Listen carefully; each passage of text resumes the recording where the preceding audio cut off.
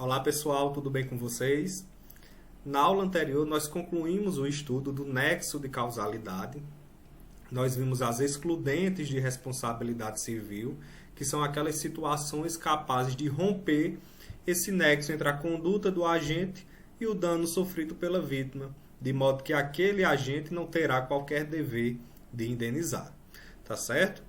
Desde já adianto para vocês que nós estudaremos outras excludentes de responsabilidade civil, mas diferente do fato exclusivo da vítima, do fato exclusivo de terceiro, do caso fortuito e da força maior, elas não têm relação com um elemento nexo de causalidade. Tá certo? Por isso que eu resolvi deixar para depois, para que não haja confusão. Mas, com relação ao nexo de causalidade, nós concluímos o estudo, através daquelas excludentes de nexo de causalidade estudadas na aula anterior. De modo que hoje, pessoal, nós iremos estudar o dano propriamente dito, esse prejuízo sofrido pela vítima que lhe dá o direito de ser indenizada. Então, iremos analisar alguns aspectos gerais relativos ao dano e iniciaremos o estudo das espécies de dano hoje admitidas no nosso ordenamento jurídico, a começar pelo dano patrimonial ou material.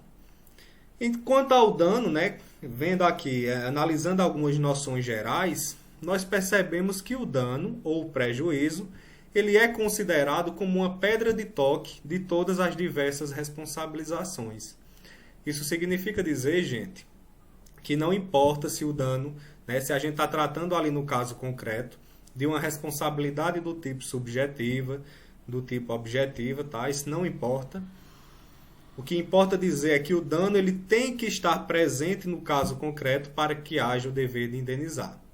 Então, só haverá o reconhecimento da responsabilidade civil daquele agente se da sua conduta decorrer um dano a determinada pessoa.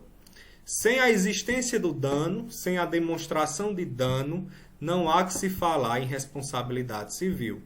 Não existirá dever de indenizar se da conduta do agente não decorreu um dano efetivo naquela vítima, tá certo? Então, por isso que diz que ele é a pedra de toque. Ele deve estar presente em todas as espécies de responsabilidade, tá? Ele é um elemento essencial. Só haverá responsabilidade civil se da conduta do agente decorrer um dano ou prejuízo à vítima. Desde já, a gente já verifica que há aqui determinada diferença, certa diferença com relação ao direito penal. A gente estuda lá no direito penal os chamados crimes de mera conduta, também chamados de crimes de perigo abstrato, que são aqueles que consideram apenas, na tipificação, apenas a conduta do agente. A conduta do agente por si só configura crime, independentemente se houve ou não resultado alguma ofensa, algum dano sofrido por outrem.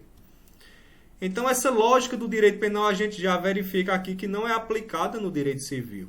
É difícil imaginar esses crimes de mera conduta, a mera conduta do agente, servindo por si só aí de fundamento da responsabilidade civil.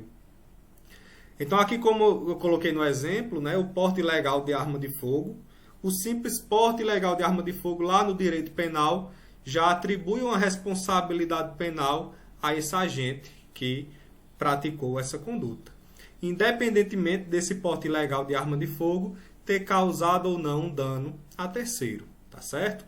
Então, essa lógica não se aplica, nesse raciocínio não se aplica aqui no âmbito da responsabilidade civil, porque na responsabilidade civil esse resultado é exigido. Esse dano é exigido para que haja o dever de indenizar do agente. A mera conduta do agente não gera, por si só, responsabilidade civil. Ela pode servir aí como um fundamento da responsabilidade penal, certo? Porque o raciocínio lá é outro nesses crimes de mera conduta ou de perigo abstrato. Mas na responsabilidade civil, o dano é pedra de toque. Ele tem que ser devidamente demonstrado. Tá certo?